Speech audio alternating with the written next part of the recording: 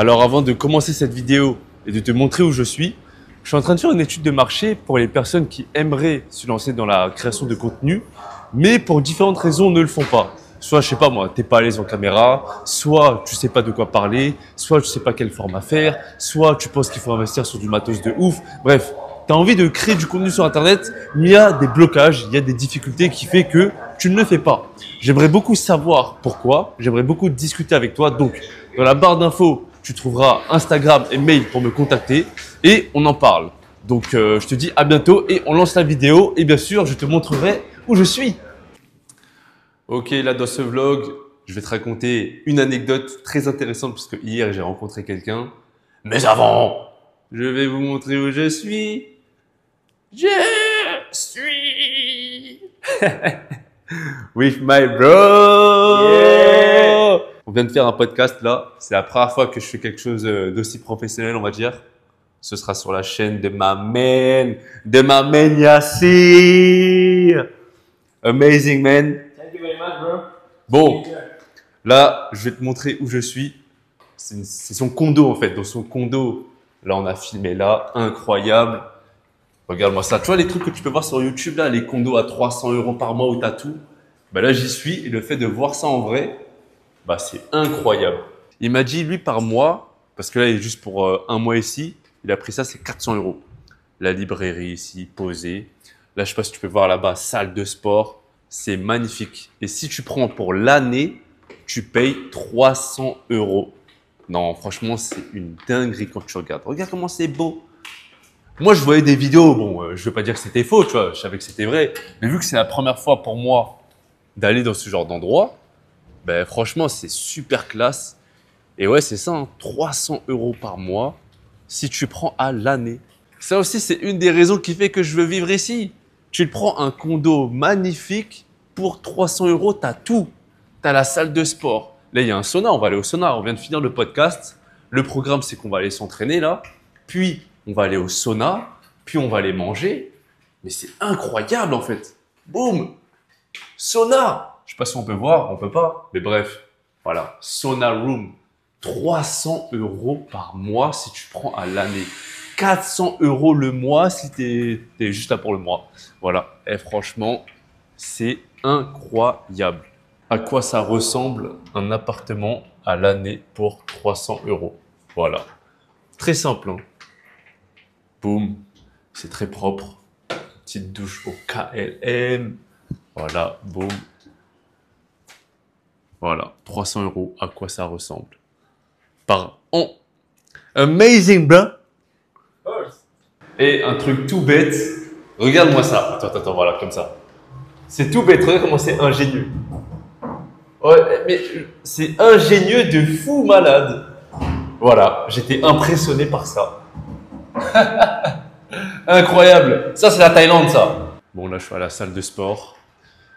Il y a le minimum, hein, c'est très dommage. Je dois faire mes tractions sur ça. Du coup, c'est pas adapté. Mais bon, on va pas se plaindre. Hein. Je suis là que de passage, mais franchement, c'est magnifique. Regarde-moi ça.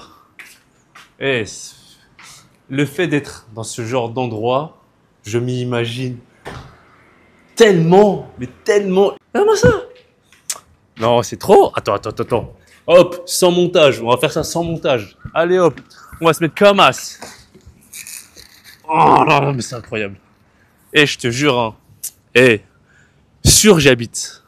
Sûr. C'est sûr. Rien à foutre. Je vis ici. Non, c'est trop incroyable. Je te jure.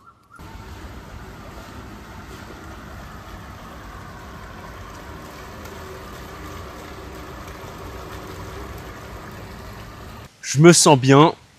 Et ça, c'est mon endroit. Je suis pas en train de faire la promotion de la Thaïlande. Il y a des gens qui peut-être ils vont aimer d'autres pays. Mais moi, j'ai trouvé mon paradis à moi. Parce qu'en fait, la Thaïlande, ça réunit plusieurs conditions. La culture, la langue, la nourriture, le lifestyle, le coût de la vie. Tout ça, pour moi, ça coche les cases. Si je prends l'exemple, par exemple, du Vietnam. Je trouve la langue jolie, mais la langue ne m'intéresse pas pour l'apprendre à parler. J'aime la nourriture, etc. Mais voilà. Vraiment, de tous les pays où je suis déjà allé, c'est vraiment Thaïlande et Laos où ça me plaît le plus. Mais le lifestyle en Thaïlande est trop incroyable. Dis-toi, pourquoi j'étais juste là impressionné par des poubelles? Parce que je suis un mec de cité. Est-ce que j'ai besoin d'en dire plus? C'est pas une légende, les petits sont là, ils font pipi dans l'ascenseur. Bref, c'est pas une légende. Je viens de ce genre d'endroit. Donc j'ai trouvé mon paradis et je le dis. C'est là où je vais y habiter. Sûr et certain. Bon, je vais faire un autre plan. Et là, il y a mon gars Yassir qui est en train de me regarder, en train de créer. Parce que je suis cet être créatif. C'est moi Dieu. C'est toi Dieu. C'est tout le monde Dieu. Bref, je te raconte l'anecdote. Parce qu'elle est incroyable.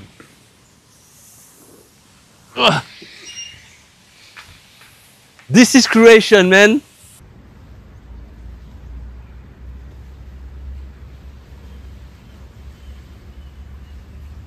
Alors, l'anecdote. Hier soir, j'ai rencontré un mec qui regarde mes vidéos à Bangkok. Déjà ça, c'est incroyable. Ce gars organise des soirées, des festivals Kizomba, SBK, Salsa, Bachata, Kizomba, à Bangkok, etc. Il fait ça depuis plusieurs années et il fait ça aussi dans plusieurs pays d'Asie. L'année dernière, j'ai un pote d'enfance que je connais depuis 20 ans qui est parti en Thaïlande, à Bangkok, faire un de ces festivals. Et il se trouve que ces deux personnes se connaissent. Et c'est vraiment une dinguerie. Sérieusement, quand tu regardes les probabilités pour que ça arrive, franchement, quand j'y pense, je me dis c'est fou. Comment j'ai su qu'ils se connaissaient? Parce qu'ils se suivaient sur Instagram. Et quand je lui ai parlé de mon pote, je lui ai dit ah ben c'est lui. On a rigolé. Parce que mon pote, là je pense qu'il va regarder cette vidéo parce que je vais lui dire, mon gars, congolais, Zobanayo, hein, voilà, c'est mon gars depuis petit, c'est un fou. Et quand j'ai parlé de lui au gars que j'ai rencontré hier, on a rigolé parce qu'on sait que c'est un fou. Il a mis le feu sur la piste de danse, maintenant il est connu à l'international, bref. Et quand j'y pense, c'est vraiment incroyable. Mon gars, Black Diamond. Et je sais que mon gars aussi, José, regarde cette vidéo. Donc voilà, petite dédicace à vous mes gars. Mais je te jure, c'est fou que déjà, quand je peux voyager à l'étranger, je puisse rencontrer des personnes qui regardent mes vidéos. Je te jure, déjà ça c'est incroyable quand tu y penses. Et que rencontrer quelqu'un qui connaît un de mes amis d'enfance, je sais pas quoi dire là. Vraiment, je sais pas quoi dire. Et il y a vraiment une partie de moi qui a confiance en la vie, qui a confiance en Dieu pour réaliser ce que je souhaite, tout simplement. Et aussi pourquoi ça m'a fait plaisir de rencontrer ce mec hier, parce que déjà bon, on a beaucoup discuté, on a une bonne connexion. Et en fait, c'est un mec qui a plutôt, on va dire, réussi sa vie, ok? Travaille, c'est un charbonneur, tu vois, il bosse. Après, bah, quand tu le regardes, voilà quoi, au niveau financier, professionnel, il est bien. Et pourquoi ça m'a fait plaisir de le rencontrer et justement d'attirer ce genre de personnes? Parce que, là, attention, autre anecdote, il y a quelques années, je sais plus c'était quand exactement, mais je commençais déjà à faire ma transition entre le rebelle du système au mec qui se calme, qui commence à se chercher et à vouloir reprendre sa vie en main, etc. Je me promenais à Paris, dans le quartier du 13e. Et il y a un mec, en fait, je suis en train de marcher, il m'arrête. Il me fait « Ouais, tu fais pas des vidéos, toi ?»« Ouais, j'aime bien tes vidéos. » Et en fait, quand je l'ai regardé, c'était un SDF. Comment je peux le savoir? Bah déjà, la manière dont il était habillé, ses vêtements étaient troués, tachés, coupe de cheveux, voilà quoi. Bref, je l'ai observé et je me suis dit, attends, merci de regarder mes vidéos, voilà. Et j'étais en train de me dire, donc, c'est ça le public que j'attire. Enfin, c'est ce type de personne. Et du coup, quand j'étais en mode rebelle, hors système, nique sa mère le travail, etc. L'argent c'est mal, hein. Bref, j'attire en fait des SDF, des mecs en fait qui sont entre guillemets contre le système, donc forcément des mecs qui sont aussi au RSA, au chômage. Tu vois, j'ai rien contre eux parce que je suis passé par là. Mais en fait, je te raconte ces deux anecdotes pour te dire la différence en fait de public que je peux attirer depuis que énergétiquement j'ai changé. Et c'est pour ça, en fait, avant de faire une grande pause sur cette chaîne, bah, tu peux juste remonter à quelques vidéos en arrière. J'étais parti à Lille, c'était l'année dernière, je crois, ou il y a 2 ans, je sais plus. Et il y a une des vidéos où c'est discussion avec 2 SDF. Je n'ai rien contre ces personnes. Chacun a leur histoire. S'ils sont à la rue, c'est pour X, Y raison. Ok, il n'y a pas de problème. Le truc, c'est que, en fait, pourquoi je veux aussi parler de ça, faire de l'argent, etc., entreprendre, c'est parce que, en fait, dans les 2 cas, entre l'entrepreneur à succès et le SDF, ils ont dans le fond la même pensée, dans le sens où le chemin classique ne leur convient pas. C'est-à-dire aller à l'école, avoir des diplômes, avoir un travail fixe, CDI, faire un crédit, etc. Dans les 2 cas, en fait, ça ne leur convient pas de faire ça. La différence, c'est, ok, qu'est-ce qu'ils font après? Dans le premier cas, où tu es en mode hors système, tu es en mode fuck l'argent, c'est pas bien, les élites, se plaindre, etc., potentiellement, ça peut te mener à être un SDF. Potentiellement, ça peut te mener à vivre en autonomie, s'acheter un terrain, etc. Potentiellement, ça peut te mener à vivre en camion aménagé, etc. Bref, tous ces modes de vie alternatifs. Ça, c'est ce que j'avais exploré en fait ces dernières années. J'ai rencontré des gens, j'ai voulu moi-même aussi expérimenter. Et vu que j'ai expérimenté et j'ai rencontré ce type de personnes qui avaient ce mode de vie, j'ai compris que ça ne me convenait pas. Après ça, j'avais toujours des questionnements. Ok, c'est quoi la suite? C'est quoi l'alternative? J'avais pas encore exploré le chemin de l'entrepreneuriat. Aujourd'hui, je suis plus dans l'autre chemin. Encore une fois, je le répète, dans le fond, ces 2 types de personnes, ils sont alignés. Ils rejettent le truc classique. Maintenant, leur chemin diffère. Là, c'est vraiment 2 opposés. Et aujourd'hui, je me place dans l'autre opposé. À vouloir gagner de l'argent, à vouloir être ambitieux, à vouloir juste être aligné en fait sur les différents plans. Spirituel, matériel. Simple.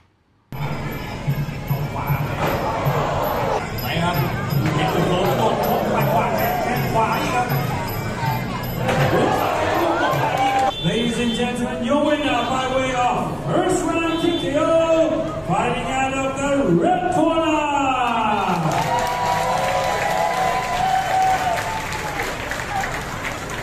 Spiritualité matérielle, une pièce, 2 faces. J'en avais déjà parlé, hein. Et c'est pour ça que quand on est trop dans l'un et qu'on rejette l'autre, c'est incomplet. Si tu es quelqu'un de plutôt, entre de grands guillemets, hein, matériel, mais je dirais pas ça comme ça, mais si tu n'as aucun intérêt pour le côté spirituel de la vie et que tu entends des gens en parler, tu vas les prendre pour des mecs qui sont perchés, qui sont à part, qui sont limite fous. Et inversement, en fait, quand tu es entre 2 grands guillemets spirituels et que tu rejettes tout le côté matériel, l'argent, le travail, etc., eh bien, tu seras le premier à juger ces personnes-là. C'est pour ça que, ayant discuté avec beaucoup de personnes qui sont soi-disant spirituelles, qui sont soi-disant en fait hors de tout ça, dans ce monde matériel, ils veulent s'en détacher, je les trouve vraiment limités en fait dans leur façon de penser et avec beaucoup d'incohérence.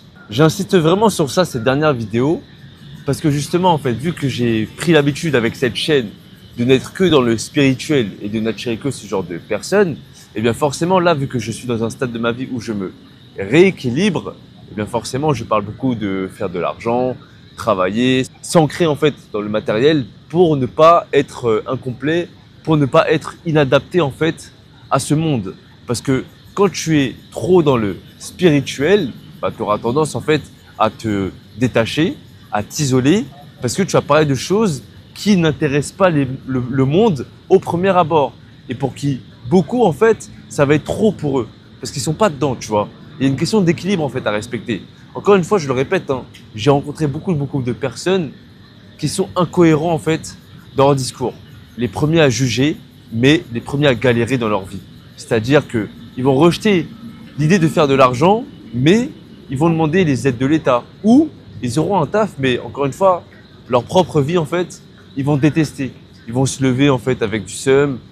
Au cours de la journée, ils vont rester dans le monde des idées. Et après, le soir, ils vont rentrer chez eux. Ils vont faire pareil. Regarder des vidéos sur le monde des idées. Des trucs qui sont, tu vois, dans là, c'est abstrait en fait. Et c'est pour ça que pour moi, il s'agit de se rééquilibrer.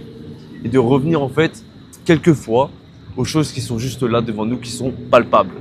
En plus de ça, il y a un truc que j'ai remarqué aussi avec plein de personnes que j'ai pu rencontrer ou des gens sur internet que je peux regarder, c'est que tu vois les gens qui vont être là en mode vie alternative, ils vont aller vivre dans une forêt, acheter un terrain, etc. Ils vont vivre dans un camion aménagé, etc. Ou sinon il y a des sans-abri, etc. qui auront ce genre de discours. J'avais parlé des deux SDF avec qui j'avais parlé quand j'étais à Lille, les vidéos que j'avais fait là, t'as juste à défiler. Eux, en fait, je parlais aussi avec eux hors caméra et même pendant la vidéo, je trouvais tellement d'incohérences dans leur discours. Mais il y a juste une question à se poser. Toutes ces personnes-là, en commun, c'est quoi qu'ils ont? C'est qu'ils n'ont pas d'enfants. Et à partir du moment où tu réfléchis sur le cadre de la famille, s'il y a des enfants, tu es obligé de faire de la thune. Parce que tu dois nourrir ton enfant. C'est aussi simple que ça. Donc c'est très bien de dire les riches doivent partager, ils sont méchants, je sais pas quoi. Vas-y, c'est quoi, j'en ai marre de ce monde. Je vais me détacher, je vais le quitter, je suis un anti-rebelle. Tout truc qu'on connaît déjà. Ok, quand tu regardes le type parler, est-ce qu'il a des enfants? Non. En tout cas, j'y ai vu beaucoup d'incohérences et c'est la raison pour laquelle je ne me suis pas rangé de leur côté et que je veux expérimenter de mon côté en rencontrant différentes personnes qui sont plus alignées avec ma vibration actuelle. Et dans l'état actuel des choses, au moment où je fais cette vidéo, c'est plus les gens qui vont entreprendre, c'est plus les gens qui auront de l'ambition. Et l'argent, en fait, n'est qu'une conséquence de leur ambition, de leur vibration, comme je peux le dire dans une autre vidéo.